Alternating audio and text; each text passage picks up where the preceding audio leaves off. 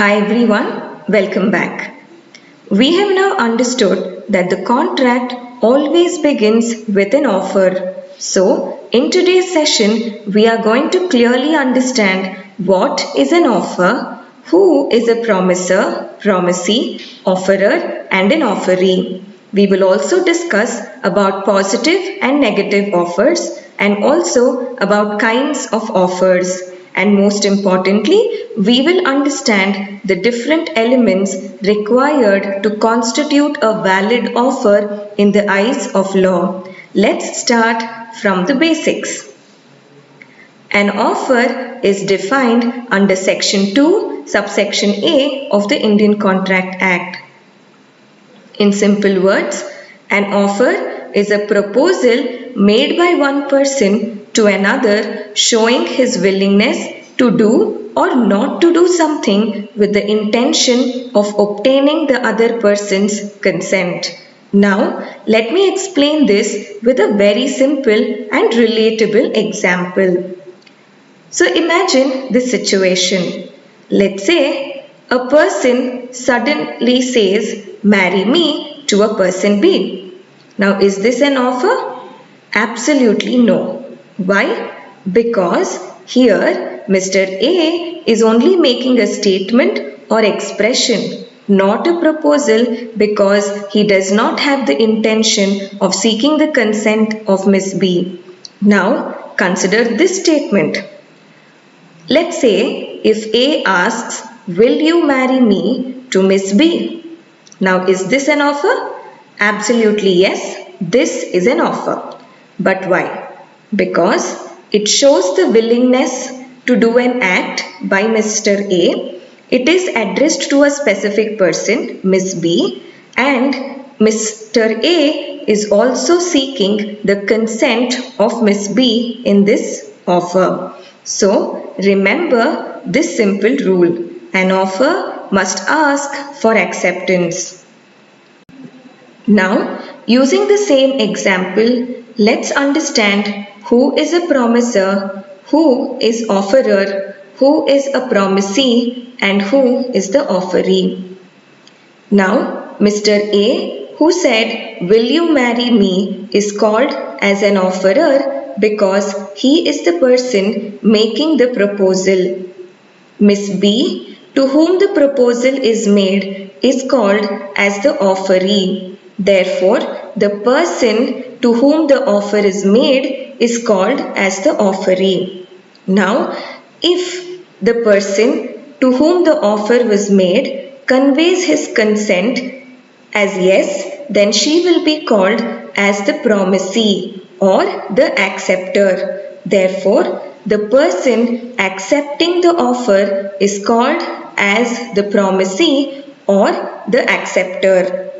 So always remember, offerer becomes promiser only after acceptance. Now, let's move to another important concept, that is positive offer. So what is a positive offer? A positive offer means a proposal to do something. Example, "I will sell you my bike for 50,000. Here, the promiser is willing to do an act. Then what is a negative offer? A negative offer means a proposal not to do something. Example, "I will pay you 5,000 if you do not smoke for 1 month. Here, the promiser is willing to refrain from doing something. So, an offer may involve doing an act or not doing an act, and both are called as valid offers. Now that we are clear about what an offer is, who is a promiser, promisee, offerer and offeree, and also about the concept of positive and negative offer, let us now move to understand the different kinds of offer, which is again a very important concept. Firstly, let's start with general offer. So what is a general offer? A general offer is an offer made to the public at large. The best example and a landmark case in this regard is Carlyle versus Carbolic Smoke Ball and Company. The company advertised, "We will pay €100 to anyone who uses our smoke ball and still gets influenza."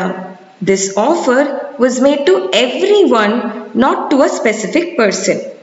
When Mrs. Carlyle followed the instructions and still fell sick, she accepted the offer by performing the conditions. Now, it was held in the court that this is a valid general offer. So, an important point to note here is acceptance of a general offer is done by performance, not by communication. Now, let's move on to the next type of offer, which is specific offer or special offer. So, a specific offer is made to a specific person or group of persons. For example, I offer to sell my car to Mr. Rahul for rupees 3 lakhs. So, only Rahul can accept this offer. If anyone else tries to accept, it is invalid. So, this offer was specifically made to a specific person called Mr. Rahul, and therefore this offer is called as a special offer or specific offer. Now, let's move on to the next offer called as counter offer. A counter offer means a qualified or modified acceptance. What does that mean? Let's take an example to understand. Now A says, I will sell my laptop for rupees 40,000, and B replies, I will buy it for 35,000 rupees. Now this is not an acceptance, rather this is a counter offer, and it terminates the original offer which was made by A for selling the laptop at 40,000 because the terms and conditions of this offer was changed. Hence, this amounts to a counter offer. So please remember, in a counter offer, the original offer gets terminated. Moving further, let's understand about cross offer. A cross offer happens when two parties make identical offers to each other without even knowing about each other's offer. Let's take an example to understand this. A sends a letter offering to sell goods to B for rupees 10,000. Now at the same time, B sends a letter offering to buy the same goods for rupees 10,000. Now even though the terms and conditions of this offer are the same, this will not result in acceptance because this is a cross offer. Cross offers does not result in a contract. Now let's understand about standing or continuing offer. So what is a standing offer? A standing offer is an offer that remains open for a long period of time. Example, let's say a newspaper vendor agrees to supply newspapers every day for 1 year at a fixed price. Now each order he receives is considered as a separate acceptance. Standing offers are very common in government tenders and supply contracts. So, we have understood the meaning of offer and also the types of offer. Now, the next logical question is every offer a valid offer? The answer is no. For an offer to result in a valid offer, it must satisfy certain essential elements. Now let us discuss these essentials of a valid offer one by one. Now let's take this example throughout to understand the concept of valid offer. A says to B, I will sell you my house for rupees 50 lakhs. Please remember this example because I will be quoting it to further explain the concept of valid offer. Now, the offer must be serious and legally enforceable. The offer must be made with the intention to create legal obligations and legal relations. Now, social and domestic offers are not valid, and we've already discussed this in our previous videos. Now, example, I will give you 500 as pocket money. If a father is telling it to his son, this is a social promise and not a legal offer. But selling a house for 50 lakh of rupees from Mr. A to Mr. B is definitely a legal transaction, and also the intention to create legal relation and obligation exists. Hence, this constitutes a valid offer. Further, an offer must be certain and definite. The terms of the offer must be clear. Example of an uncertain offer is, I will sell my house at a reasonable price. What do you mean by reasonable price? Very unclear, right? There is a lot of room for confusion and ambiguity. But in the example that we have taken, the price is rupees 50 lakh and the subject matter is the house. In that example, is there any room for ambiguity or confusion? Absolutely no. So, the example that I gave you is definitely having certainty of meaning. Next, the offer must be communicated. An offer is complete only when it is communicated to the offeree. Let's say A thinks of selling the house but does not tell B. Is there an offer? No. Why? Because there is no communication from A to B. However, communication can be oral, written or by conduct, but communication is a must. The offer has to be communicated from the offerer to the offeree.